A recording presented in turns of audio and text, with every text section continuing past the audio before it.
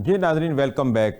नाजरीन, ब्रेक से पहले बात हो रही थी फार्मेशन कमांडर्स की तरफ से जैली खबरों की रोकथाम के हवाले से कोई इकदाम करने ज़रूरी है। फिर सियासी माहौल में हलचल का मामला डिस्कस हुआ, फिर इंटरनेट का मामला डिस्कस हुआ कि इंटरनेट की बंदिश की वजह से बहुत ज़्यादा माशी मामलात पैदा हो रहे हैं उन लोगों के लिए जो इदारे, जो इंडिविजुअल इस काम से मुंसलिक है जिसके अंदर इंटरनेट इस्तेमाल होता है। और मेरे ख्याल में अब कोई काम अब ऐसा रह नहीं गया जिसके अंदर इंटरनेट ना इस्तेमाल होता। इंटरनेट एक बेसिक यूटिलिटी बन गया है, पहले एक लग्जरी थी लेकिन अब ये एक बेसिक यूटिलिटी है।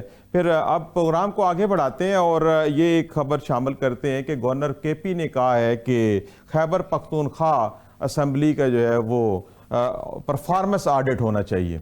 अब ये परफॉर्मेंस ऑडिट की बात है, वैसे लागू तो सब पे होनी चाहिए, ये तो हर इदारे के ऊपर होनी चाहिए, इंडिविजुअल्स के ऊपर भी होनी चाहिए कि परफॉर्मेंस ऑडिट है। बात तो खैर गवर्नर साहब ने बहुत अच्छी की है। तो न्याजी साहब, ये जो केपी गवर्नमेंट के हवाले से बात की गई है कि परफॉर्मेंस ऑडिट, तो ये परफॉर्मेंस ऑडिट तो सबका होना चाहिए, आपका क्या ख्याल है? सर बिल्कुल आप दुरुस्त फरमा रहे हैं। ये पहले तो गवर्नर साहब जहाँ इनकी हुकूमत है, पहले आपने सूबे का तो करवाए ना, उसके बाद इधर आए। देखिए परफॉर्मेंस जो ऑडिट है उसकी ज़रूरत नहीं है। अभी IMF आई है तो उसने जो उसने टर्म एंड कंडीशन सॉरी दी हैं, उन्होंने क्या सिर्फ KP के नहीं क्वालिफाई किया है, बाकी किसी सूबे नहीं किया है। इससे बड़ा और क्या हो सकता है जनाब ऑडिट? जी बिल्कुल ठीक है। ये अगर ऑडिट करना चाहते हैं इसके लिए कानून साजी करें और पहले ये पिछला तो हिसाब दें ना, शुरू से कर दें। सब सूबों का होना चाहिए, वफाक का भी होना चाहिए।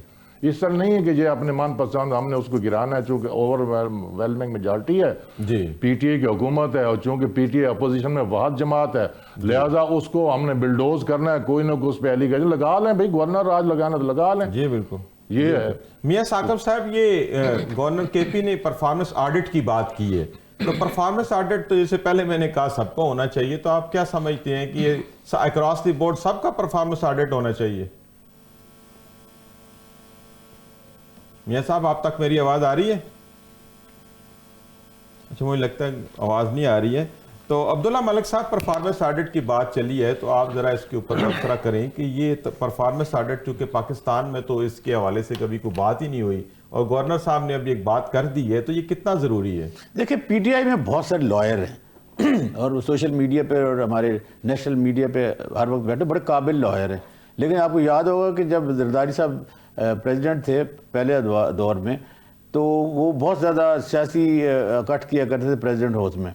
और हमारे एक दोस्त है, उन्होंने एक पटिशन फाइल की थी 18वीं तरमीम के बाद, तो वो उनकी जो सियासी सरगर्मियाँ थी उसमें बैन लगा दिया गया था। आज भी जो प्रेसिडेंट है या गवर्नर है, उसको सियासी वो वफाक का गवर्नर नुमाइंदा ज़रूर होता है, लेकिन उस पर सियासी की जो किस्म की जो होती हैं बैठकें, उस पर पाबंदी है। ठीक है, वो उसके यकीनन उसका आईनी होता है और जो भी नोटिफिकेशन होता है वो गवर्नर के नाम से ही होता है, लेकिन वो कोई अमली तौर पर उसमें पार्टिसिपेट नहीं कर सकता। ये जो गवर्नर साहब ने कही है कि ऑडिट होना चाहिए, देखिए ये तो अवाम का काम है कि वो इलेक्शन के वक्त जो सियासी पार्टियां, उनको जो मैनिफेस्टो होता है, जो इलेक्शन में कंटेस्ट करने के लिए वो देते हैं और उसको लोग वोट आउट करते हैं, तो वो देखा जाता है कि आया हमारे यहाँ वैसे कल्चर नहीं है, वैसे तो होना चाहिए कि, लेकिन गवर्नर का काम नहीं है, ये अवाम का काम है कि वो देखे कि आया एक पार्टी ने अपना मैनिफेस्टो दिया था इलेक्शन के दौरान 2024 में, तो उसने कितना उस पर अमल दरामद किया, कितना वुमेन राइट्स के लिए किया है, अब्दुल्ला मलिक साहब, जब अवाम ऑडिट करती है तो वो मैंडेट पूरा आगे जाए तो फिर ही है ना। अगर PTI वाले होमवर्क कर लें, एक बात कह रहे हैं, PTI वाले होमवर्क कर लें तो गवर्नर साहब एक सियासी बयान भी नहीं दे सकते, लेकिन चूंकि वो अदालतों में जाते नहीं है और ये आईनी काम करते नहीं है, लिहाजा गवर्नर के मुंह में जो आता है वो कह देता है। लेकिन गवर्नर साहब को भी जो आइन का तकाजा है, एहतराम करना चाहिए। जो जगह गवर्नर वफाक का नुमाइंदा होता है और जो चीफ एग्जीक्यूटिव होता है वो अवाम के इलेक्टेड वोटों से होता है, लिहाजा उसकी अहमियत ज्यादा होती है। देखो ना, वफाक ने कभी कहा है एक CM को कि तुम कैसे काम कर रहे हो, जब उसने कहा हो कि जी प्राइम मिनिस्टर कैसे काम कर रहे हैं, तो हर इदारे को अपने हदूद में रहना चाहिए। ठीक है। मियां साकिब साहब, आप तक मेरी आवाज आ रही है? मियां साकिब साहब, आप मुझे सुन पा रहे हैं? आ रही। हाँ जी। अच्छा मियां साहब, ये जो गवर्नर KP ने बात की है, यहाँ पर स्टूडियो में ये डिस्कशन चल रही है कि गवर्नर KP ने कहा है कि खैबर पख्तूनख्वा जो हुकूमत है उसका परफॉर्मेंस ऑडिट होना चाहिए। तो परफॉर्मेंस ऑडिट तो मेरे ख्याल में सबको होना चाहिए, आप क्या समझते हैं इस बारे में? उन्होंने बिल्कुल सही बात की है जी। देखें, पंजाब में जब सीएम पंजाब बेहतरीन अंदाज से इनिशिएटिव ले रही हैं मुख्तलिफ कामों में, जो उनके असल हकूक़ और फ़राइज़ हैं उनके मुताबिक काम कर रही हैं, तो वहाँ का सीएम क्यों नहीं करता? उन्होंने तो सिर्फ ठेका उठाया हुआ है धरनों का और बड़के लगाने का, और वो कर्म में जो खून खराबा हो रहा है उसमें उन्होंने क्या इनिशिएट किया है? सिर्फ बातों बातों में बातें कर रहे हैं ना। तो गवर्नर ने जो सूबाई हुकूमत के जो काम होते हैं उनकी निगरानी भी करनी है, उनको वफाक को बताना भी होता है कि ये आपके सूबों में हो रहा है जी। तो मैं समझता हूँ कि गवर्नर साहब ने अपना सही उठाया है जी बिल्कुल, जी बिल्कुल। मियाँ साकिब साहब, ये लाहौर में तो आए दिन कोई न कोई वज़ीर आला मरियम नवाज शरीफ की तरफ से कोई ना कोई इनिशिएटिव, कोई ना कोई यहाँ पे इफ्तिताह होता है, तो ये इसकी जो इफ्तिताह के जो समरात है, ये जो सर्विसेज यहाँ से जिनका इजरा हो रहा है, ये अवाम तक भी पहुँच रही है। आपके ज़िले में क्या सूरत हाल है? ये जो पिछले दिनों सुथरा पंजाब के हवाले से उन्होंने इक़दाम उठाया है, मेरा ख्याल है कि वो एक तारीखी इक़दाम है। इससे शहरों में साफ सुथरा माहौल पैदा करने के लिए जो कंपनियों को दे दिया गया है, आउटसोर्स कर दिया है, तो उससे डिवीज़न सतह पर और डिस्ट्रिक्ट लेवल पर ये बड़ा अच्छा काम होगा। इसी तरह जो होनहार बच्चों के लिए एक होनहार स्कॉलरशिप का प्रोग्राम किया है, इससे बच्चों और बच्चियों के लिए एजुकेशन में एक अच्छे मिलेंगे मौके। इसी तरह ग्रीन ट्रैक्टर्स का है, वो ग्रीन ट्रैक्टर्स देने हैं, और दीगर जो ऐसे इक़दाम हैं, किसान कार्ड है, जैसे खवातीन को आईटी की ट्रेनिंग के हवाले से है। हाँ जी, तो इंशाल्लाह ये इक़दाम इसके नताइज अच्छे निकलेंगे, फ्रूटफुल होंगे। जी बिल्कुल ठीक है। जी मियाँ साहब, दूसरे सूबों को भी ये करना चाहिए ना। यही बात है जो कहने वाली कि गवर्नर, अगर गवर्नर KPK ने ये निशानदेही की है तो इसीलिए की है ना कि वो क्या रहे हैं। उनकी तो एक मेट्रो जो बनानी थी, उन्होंने उस पर भी अभी मुकम्मल तौर पर उन्होंने कोई नहीं उठा सके उससे फ़ायदा। जी बिल्कुल। जी नैज़ साहब, ये एक नुक्ता उठाया है मियाँ साकिब साहब ने कि ये परफॉर्मेंस की बात है, ये पंजाब की, वो कहते हैं कि पंजाब में वज़ीर आला जो है वो एक मिसाली यहाँ पे अपना किरदार अदा कर रहे हैं, आए दिन कोई ना कोई प्रोजेक्ट लॉन्च करते हैं, तो वज़ीर आला KP को भी चाहिए कि वो इसी तरह के वहाँ पे मिसाली इक़दाम करें। तो आप क्या समझते हैं? सर जी, पहले सिंध के वज़ीर आला भी अल्हम्दुलिल्लाह बहुत काम कर रहे हैं। जी और इसी तरह जी मियाँ साहब, बलूचिस्तान वाले भी, जी मियाँ साहब, सिंध वाले भी और बलूचिस्तान वाले भी बहुत काम कर रहे हैं। बिल्कुल यही सब कुछ कर रहे हैं, इसलिए वोट, इसलिए बड़े इनको वोट पड़े हैं, 90% इनको वोट पड़ गए हैं। जी नैज़ साहब बोलिए। हमारी ये डिमांड है कि जो PTI ने हेल्थ कार्ड शुरू किया था वही रेस्टोर कर दें, तो मैं समझता कि ठीक है, CM साहब जो है बहुत अच्छा काम कर रही है। चले वो हेल्थ कार्ड जो लोगों को एक सहूलत मिल रही थी सेहत की, 10 लाख रुपया उनकी इंश्योरेंस थी पर ईयर, वो तो आपने छीन ली है। अब कौन सा काम कर रहे हैं सवाई? ये झाड़ू फेर है, झाड़ू तो आम, वो हर घर वाला अपना घर और गली साफ रखता है, ये कौन सा 30 मार काम कर दिए जी? नज़ीर साहब, वो डोर स्टेप पे अद्वियात पहुंचा रहे हैं, वो उन्होंने क्लिनिक ऑन व्हील लॉन्च कर दी है, तो आप बताएं उधर क्या हुआ है? ज्यादा से ज्यादा मैं आपको दिखाता हूँ, मेरा जो बेसिक हेल्थ यूनिट है चक नंबर 504 गाबे में, वहां पे खुदा की कसम मेडिसिन नहीं है, डॉक्टर नहीं है, मरीज बेचारे धक्के खा रहे हैं। भाई बेसिक हेल्थ यूनिट को प्रमोट करें, उसको उसके अंदर मेडिसिन लाएं, उसमें डॉक्टर लाएं, नर्सेज लाएं, गायनी का शोबा लाएं, जो हमारा सबसे बड़ा इशू है। मियाँ साहब, ये BHU की नहीं होगा की बात हो रही थी, 2-4 लोगों को देखें, मुझे बात करने दें। मियाँ साहब, मैं बोला हूं आपकी बात में, आप कर लें फिर बात। देखें, ये सिर्फ झाड़ू फेरने से लोगों को यहाँ सड़कों पे लाकर अपनी नुमाइश तो हो सकती है, मगर इन फैक्ट ये अवाम खिदमत नहीं, अवाम खिदमत ये है लोगों को उनकी दहलीज पे इलाज मिलना चाहिए। और ये जो हेल्थ कार्ड है, हेल्थ इंश्योरेंस, इसको रेस्टोर करें। किसान कार्ड ठीक है उन्होंने दिया, लेकिन वो ये है कि 6 महीने के बाद अगर आप पैसे नहीं लुटाएंगे कौन सी इन्होंने इसको सब्सिडाइज किया है? इन्होंने उस तरह उस लेवल का नहीं है। 6 महीने के बाद अगर किसान पैसे नहीं वापस करेगा, फिर उस पर इंटरेस्ट लगेगा, सूद लगेगा। भाई इसका क्या फायदा हुआ? वो तो वैसे हम किसी से आर्टिफिशियल जाकर उधार ले सकते हैं एक फसल से, जो फसल जब पक के आ जाएगी तो हम उसको भाव। अमूमन ये बनिए का कानून है, ये इस तरह हो रहा है, बहुत सारे लोग करते हैं जी। अच्छा, बात सिर्फ है कि हेल्थ एजुकेशन, जी, हेल्थ एजुकेशन, ये बिजली आप महंगी कर रहे हैं और लोगों के पास खाने कुछ नहीं है, बिल देने के लिए पैसे नहीं है, लेबर नहीं है, रोज नौजवान डिग्री होल्डर हो बेरोजगार हो। कितने लोगों को भैया आपने नौकरियां दी हैं? बताया जाए हमें, कितने लोगों को आपने फ्री इलाज किया है? आपके हॉस्पिटल्स की ये हालत है कि वहां पे एक बेड पे 2-2, 3-3 इंजर्ड लोग पड़े हैं, बीमार पड़े हैं, उनको प्रॉपर ट्रीटमेंट नहीं हो। मेडिसिन आप जेली आ रही हैं, उसको आप कंट्रोल नहीं कर सके, और डिसेंट्रलाइज आपके पास मेडिसिन है, और जेली मेडिसिन देखें, लोग जो है वो मर रहे हैं जेली मेडिसिन से। एक टीका, एक इंजेक्शन 60,000 आपका पॉइंट आ गया है। मियां साकिब साहब, ये जो BHU की बात कर रहे हैं न्याजी साहब, तो BHU रिवैम्पिंग का भी प्रोजेक्ट मरियम नवाज साहिबा ने दिया है। इसके अलावा जो मेडिसिन जो है वो डोर स्टेप प्रोजेक्ट है, क्लिनिक ऑन व्हील है। तो आपकी ये जिलों में ये वाली सहूलियात पहुंच नहीं रही है, तो फिर ये गिला शिकवा क्यों कर रहे हैं न्याजी साहब? DHU की रिवैम्पिंग हो गई है। तकरीबन DHQ हॉस्पिटल जो मेरा डिस्ट्रिक्ट हेडक्वार्टर हॉस्पिटल बिहाड़ी है, उसमें हमारे 100 के करीब डॉक्टर्स हैं, जिनमें से अक्सरियत हाजिर भी होती है और काम भी कर रहे हैं। मेडिसिन भी अवेलेबल हैं, शुगर की इंसुलिन भी अवेलेबल है, डायलिसिस के शोबे में भी काम हो रहा है।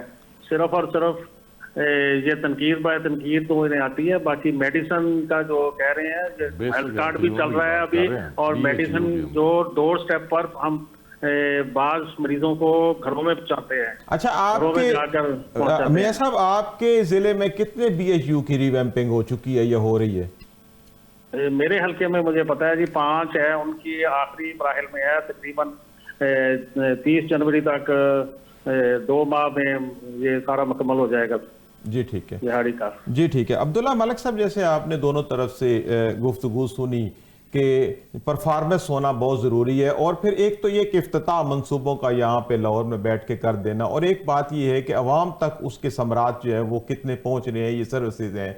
तो आप ये क्या समझते हैं कि जिस स्पीड के साथ पंजाब गवर्नमेंट प्रोजेक्ट अनाउंस कर रही है, तो इसके लिए एक तो ये इतने फंड्स कहाँ से आएंगे, और आएंगे भी तो क्या ये समरात अवाम तक पहुँच पाएंगे? आप क्या समझते हैं? देखिए, आइन की मंशा है सिविल लिबर्टीज़। सिविल लिबर्टीज़ आती हैं जमहूरियत से, और जमहूरियत ताबे है जो आइन का तीसरा, जो जमहूरियत का तीसरा जो स्तून है वो है लोकल गवर्नमेंट के इंतखाबात। मकामी हुकूमतों के जब तक इंतखाबात नहीं जाते, जमहूरियत का जो सर्कल है वो मुकम्मल नहीं होता। देखिए, डेवलपमेंट करना बड़ी अच्छी बात है और होनी भी चाहिए, क्योंकि ये जो लोगों के टैक्सेस से पैसा कलेक्ट होता है वो पर लोगों पर ही इस्तेमाल होना चाहिए। लेकिन बदकिस्मती से ये जो सिग्नल कॉरिडोर फ्री बना था, इसमें इमराना टवाना की जो जज थी पिटीशन, उसमें कोर्ट ने तय कर दिया था कि ये जितनी भी डेवलपमेंट का काम होगा ये मकामी हुकूमतों के उसके थ्रू होगा। MPs MNA का काम सिर्फ लेजिस्लेशन की हद तक महदूद है, डेवलपमेंट में कोई काम नहीं। अनफॉर्चुनेटली हमारे यहाँ हम कहते हैं ना, जमहूरियत का वो COD वाला चक्कर, उसमें मुहतरमा बेनज़ीर भुट्टो मियां नवाज शरीफ साहब के दरमियान जब 2006 में ये COD साइन हुआ था, उसमें जो 10वां पॉइंट था वो यही था कि जब भी हम में से कोई इक़्तिदार में आएगा, विदिन 3 मंथ हम मकामी हुकूमतों को इंतखाबात करेंगे। और 18वीं तरमीम में 2010 में जब आई थी, उसमें जो आर्टिकल 140A में ये ऐड किया गया था कि ये एक आइनी तकाजा है कि मकामी हुकूमतों के इंतखाबात होंगे। लिहाजा कोई अच्छा काम भी कोई कर रहा है लेकिन वो सही तरीके से नहीं कर रहा, तो वो एक जमहूरियत की मंशा के अगेंस्ट है। क्या ही अच्छा होता कि ये काम जो हमारे काउंसलर हैं, यूनियन नाज़िम हैं, उनके थ्रू हो रहा होता, तो इसके सबरात नीचे तक जाते। दुनिया भर में यही निज़ाम चलता है। मियां साकिब साहब, ये बल्दियाती इंतखाबात के हवाले से हुकूमत क्या सोच रही है? 2 दफ़ा तहसील नाज़िम रहा हूँ अल्हम्दुलिल्लाह। मैंने अपने शहर, अपने इलाके के लिए जो काम किया है वो किसी से भी आप जी, इसमें तो कोई शक नहीं है, बल्दियाती इदारों का जो इस्तेमाल है वो बहुत जरूरी है, लेकिन इंतखाबात हो कब रहे हैं?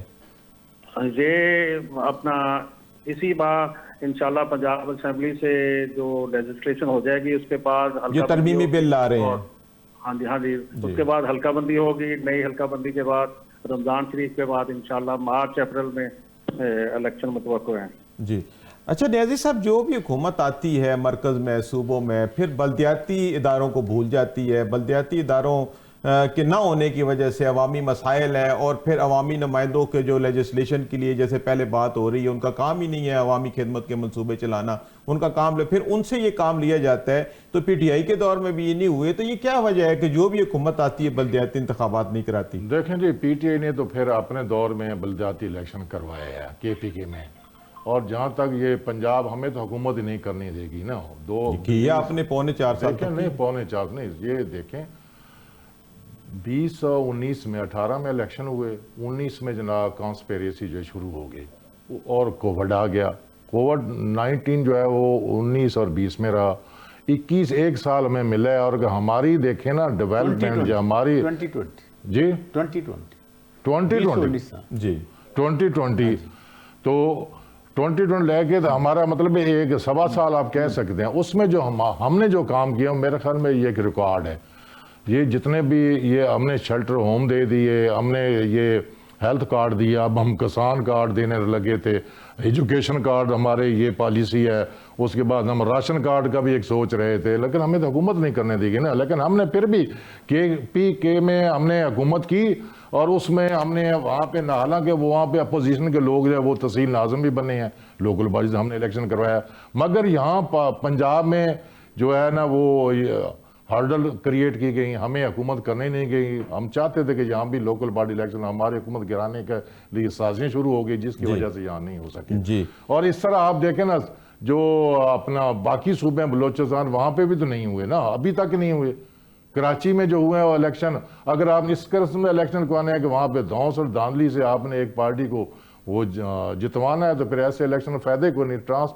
देखे free and fair and transparent अगर इलेक्शन होंगे और वो ग्रास लेवल तक लोगों के नुमाइंदे आएंगे और बेहतर तरीके में मेरे ख्याल में भी वो फंड है उसको यूटिलाइज करेंगे। जी ठीक है। मियां साकिब साहब, ये हुकूमत की तरफ से दावा किया जा रहा है कि हम माशी तौर पर बहुत मुस्तकम हो रहे हैं, हमारे जो मुस्बत इशारे हैं वो आ रहे हैं, स्टॉक एक्सचेंज में बहुत ज़्यादा तेज़ी आ रही है। लेकिन अगर आवाम की तरफ देखा जाए तो आवाम गरीब से गरीब तर होती जा रही है। ये प्राइस कंट्रोल का कोई मैकेनिज्म ही ऐसा नहीं है कि जिसके तहत आवाम तक जो है वो सस्ती चीज़ें पहुंच सके, ताकि आवाम को भी कोई रिलीफ मिले। तो ये price control mechanism Punjab government ला रही है कोई? बिल्कुल ला रही है जी। हमने तो एक लहदा इसका महकमा ही बना दिया है प्राइस कंट्रोल का, और उसके मिनिस्टर भी अलहदा बना दिया है, और CM डिप्टी कमिश्नर साहबान से और जो कमेटियां बनाई हैं प्राइस कंट्रोल कमेटी, उनकी वो कोशिश तो कर रहे हैं। सिर्फ और सिर्फ जो हमारा इस वक्त जो हमें मसला आ रहा है वो बिजली की महंगाई की वजह से कुछ मसाइल खड़े हैं। बाकी जो ज़रूरियात ज़िंदगी, खुसूसन सब्जियां, फ्रूट्स और दीगर ऐसी अशिया जो अवामी ज़रूरत की हैं वो नीचे आ रहे हैं उनके रेट्स जी, और उन पर कंट्रोल भी कर रही है गवर्नमेंट। बाकी अभी ये बात हो रही थी लोकल गवर्नमेंट की, कर रहे थे मौसूफ, उनको ये नहीं मालूम कि 3 दफ़ा पंजाब असेंबली से इन्होंने बिल पास करवाया, तीनों दफ़ा हल्का बंदियाँ भी बनी, लेकिन ये इलेक्शन करवाने में नाकाम रहे। इनकी अपनी लड़ाइयाँ थी। ये मकामी तौर पर जो इनके चौधरी साहब और ये मुजदार साहब हैं, उनकी लड़ाई की वजह से बल्दियाती इलेक्शन नहीं हो सके, जिससे जो इनका ख्वाब था जी हमने बहुत बड़ा तब्दीली लानी है बल्दियाती इदारों के ज़रिए, वो नहीं ला सके थे। तो इंशाअल्लाह अभी हमारा तो 9 माह हुए हैं, 10वां माह चल रहा है। 8 फरवरी को इलेक्शन हुए थे, 28 फरवरी को हमने हलफ उठाया था। तो इंशाअल्लाह ये असेंबली 5 साल पूरे भी करेगी और ये अपने जो वादे पूरे किए हैं वो पूरे करेगी इंशाअल्लाह। जी इंशाअल्लाह, और पंजाब को एक तरक्की के मजीद रास्ते पर चलाएगी। जी जी मियां साहब, जी हो भी मियां रही साहब, है, मजीद तरक्की के रास्ते पर जी मियां साहब। अच्छा मियां साहब, ये जैसे न्याय साहब जैसे मियां साहब कह रहे हैं कि हमने नए इदारे बना दिए हैं, उसकी एक डिपार्टमेंट बना दिया है, कमेटियां बना दी, तो पाकिस्तान में कौन सा काम हुआ है कमेटियों से? जब तक कोई प्राइस कंट्रोल मैकेनिज्म तय नहीं होगा, और ये एक मामला तो नीचे तहसील लेवल का है प्राइस कंट्रोल करने का, तो हुकूमतें क्यों नहीं ये कर पाती हैं? देखें सर, अगर ये चाहें, मेरा ख्याल में इनका इरादा ही नहीं है। मैं एक मिसाल आपके सामने रखता हूँ कि हर 15 दिन के बाद ऑयल प्राइसेस जो है ना अप डाउन होती हैं या नहीं होती? जी। मैं कहता हूँ कि आप ये जो कमोडिटीज़ हैं, अशाए सरफ हैं, आप 6 महीने या 3 महीने की इनकी कीमतें फिक्स कर दें जी ठीक है। और उस पर कानून साजी बना दें जी, जी। कि अगर कोई दुकानदार, जी, नहीं, कोई ऐसा। आड़तिया, कोई ताजर जी नहीं जो गवर्नमेंट उसकी यानी चने की दाल है, आटा है, घी है, साबन है या चने हैं, जो भी है, जो एक शायद सरफ है जो लोगों की ज़रूरियात ज़िंदगी हैं, उसकी ये प्राइसेस फिक्स कर दें। अगर कोई ज़्यादा लेगा फिर इनका जो मैकेनिज्म है वो वहाँ पे रेड करें, मुजस्टेटी सिस्टम आए और उन लोगों को भारी जो है ना फाइन करे। अगर एक दुकानदार 10 रुपए महंगे बेचता है उस पर 10,000 जुर्माना होना चाहिए। तो वो हालात ठीक हो सकते हैं, क्यों नहीं हो सकते? इनकी नीयत नहीं है। मैंने जैसे पहले कहा कि ये कहते हैं पता नहीं हमारा साल है कि नहीं है। जी नहीं साहब, आपका बहुत शुक्रिया।